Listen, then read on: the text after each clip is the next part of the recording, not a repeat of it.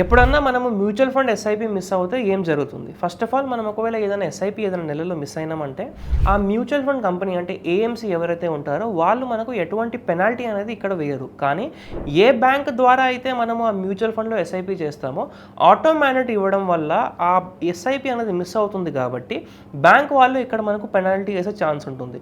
So different బ్యాంక్స్కి different rules ఉంటాయి కాబట్టి ఆ పెనాల్టీ అమౌంట్ వచ్చేసి ₹100 నుంచి ₹750 వరకు ఉండొచ్చు. ఫర్ ఎగ్జాంపుల్ ₹500 ఉందనుకోండి, 3 సార్లు మనం ఎస్ఐపి కనుక మిస్ అవుతే మనకు 1500 పెనాల్టీ అనేది కట్టాల్సి వస్తుంది.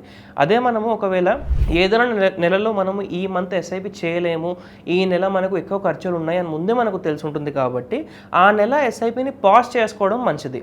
ఒకసారి మనం ఒకవేళ ఎస్ఐపిని పాజ్ చేయాలనుకున్నా కానీ ఏ ప్లాట్ఫామ్ ద్వారా అయితే మనం పాజ్ చేస్తామో అక్కడ కూడా 7 to 25 days టైం అనేది మనకు పడుతుంది. సో ఆ టైం అంతా కూడా చూసుకుని ముందుగానే మనం ప్లాన్ చేసుకుంటే ఎటువంటి పెనాల్టీ పడకుండా మనకు ఉంటుంది.